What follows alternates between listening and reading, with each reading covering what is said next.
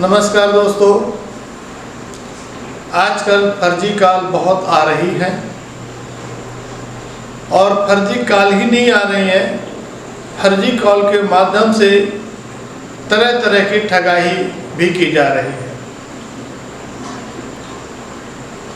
कभी video call के माध्यम से, तो कभी कॉल मोबाइल फ़ोन के कॉल से झांसा देने का प्रयास किया जाता है।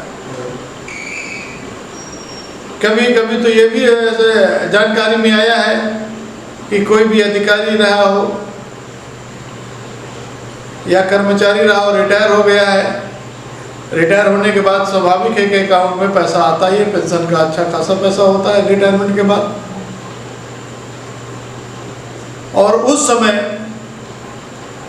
ये कोई कह दे कि ट्रेजरर ऑफिस से हम बोल रहे हैं और सर आपका थोड़ा सा दिक्कत आ रही है जिससे कि हम पैसा आपको भेज नहीं पा रहे हैं, उसमें जा नहीं पा रहा आपके अकाउंट में, तो या तो यहाँ पे आके चले आइए, उसको बतला दीजिए, या तो वहीं से आप मैसेज में ये हम जो बतला रहे हैं इसको मैसेज कर दीजिए।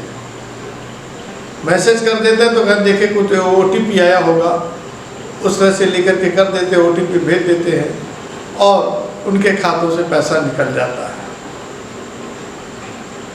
कुछ को धमकाया जाता है, धमका करके डरवाया जाता है, धमकी नहीं कह सकते हैं, एक ब्लैकमेलिंग में। जैसे कल की एक घटना है, लोकबंद इंटर कॉलेज की, उनके पेरेंट्स के पास एक कॉल आती है। ये कॉल ये कह करके आती है कि आपके बच्चा हमने ये कह सकते हैं किडनैप कर लिया है और आप हमारे खाते में इतना पैसा डाल दीजिए। ये सुन करके पेरेंट्स कोई भी होगा घबरा जाएगा, क्योंकि उनको मालूम था कि मेरा तो बच्चा स्कूल में है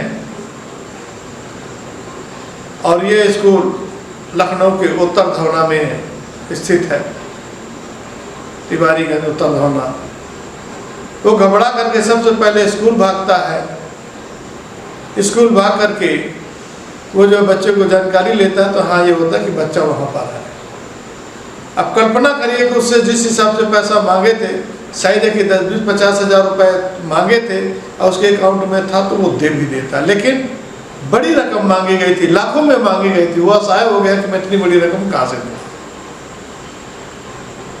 साथ में मेरे साथ भी कल की एक घटना हुई है जिसके लिए मैं आपसे चर्चा करने के लिए आया हुआ हूँ कि लगभग 1-1:15 बजे एक कॉल, व्हाट्सएप कॉल आती है।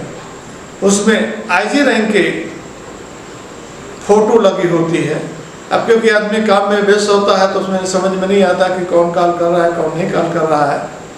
तो ये देखा गया कि उसमें फ़ोटो एक IG रैंक के अफसर की आ रही है, तो फ़ोन उठा लिया गया, बातचीत हुई। बातचीत करने के बाद वहाँ पर ये हुआ कि भाई आपका जो है अर्पित कुमार कौन है, आपका बेटा है? तो ये हुआ कि जी हाँ हमारा बेटा ही अर्पित कुमार वर्मा ही है। आप राजेश कुमार वर्मा बोल रहे हैं? मैंने कहा जी हाँ राजेश कुमार वर्मा बोल रहा हूँ। फिर इसके बाद उन्होंने कहा कि आपके बेटे ने 4-5 मिल करके उनके दोस्त, जिनका उन्होंने नाम भी दिया, एक का राजू दिया, एक का धीरेन्द्र, एक का जितेंद्र, इस तरह से लेकर के उनका नाम दिए और नाम देने के बाद कहने लगे एक लड़की का इन्होंने रेप किया है और उसका मर्डर कर दिया है। इस लिहाज से उनको गिरफ्तार कर लिया गया है। तो हमने यही कहा कि चलिए अच्छा गिरफ्तार कर लिए हैं तो उनको सज़ा दीजिए। भाई जो अगर ऐसी हरकतें कर रहे हैं तो कौन उसको लाइक करेगा कि क्या कहता है जो जिसका बच्चा बलात्कारी हो तो कोई नहीं सपोर्ट करेगा। यह बात हमने कॉल काट दी। काटने के बाद तुरंत फिर कॉल आती है कि आपने कॉल क्यों काट दिया, पूरी बात तो सुनिए।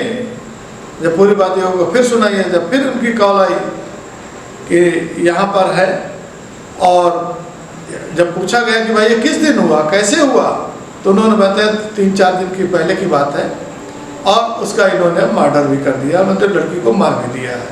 चलिए फिर वहीं से कॉल, मतलब बातचीत के दौर में ये आता है कि देखिए अपने बच्चे के रोने की जो बातचीत तो कर लीजिए।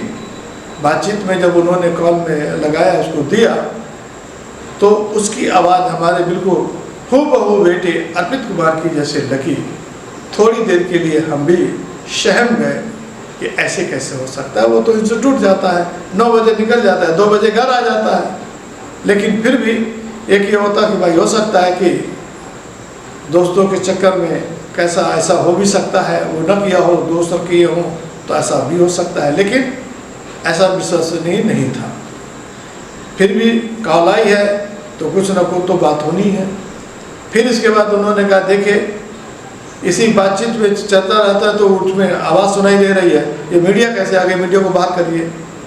थोड़ी देर बाद फिर वो कहते अपने बच्चे को छुड़ाना चाहते हैं तो आप 80,000 रुपये हमारे इस अकाउंट में डाल दीजिए। जैसे ही ये बात 80,000 रुपये की बात आई तो एक माथा टनका और तुरंत उनको डपट दिया गया, और जैसे डपटा गया उन्होंने फ़ोन काट दिया।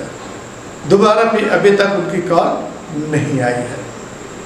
इसी प्रकार अभी आज ही जो है मुलाकात हुई, एसआई ट्रैफिक में है अजमत अली जी, उनसे बातचीत हुई। बातचीत करने के बाद हमने उनसे जिक्र किया इस नंबर को, उसको ट्रेस करिए कैसे क्या है। तो उन्होंने बताने लगा कि मेरे पास भी ऐसे कई कॉल आई हैं और हमारे पूर्व जो है इंस्पेक्टर है उनके जो है लेकर के खाते से 42 लाख रुपए निकाल लेते हैं। तो इस समय कोई भी सुरक्षित नहीं है, बहुत सावधानी की ज़रूरत है। आपका इस तरह से कोई भी कॉल आए तो प्रयास करिए कि ना उठाएं तो इनके झांसे में ना आए।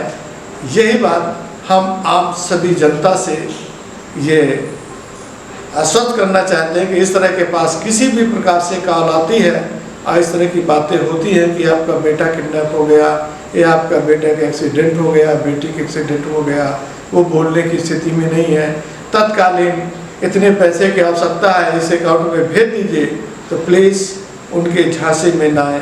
क्योंकि ऐसा ही शिकायत अभी इंदिरा नगर के एक पांडे जी परिवार है, उनके साथ भी ऐसी घटना घटी थी, लेकिन वो जागरूक थे, उन्होंने भी उनको झपट दिया और वो बच गए।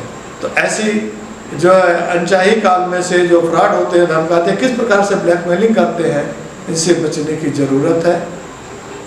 जय हिंद, जय भारत।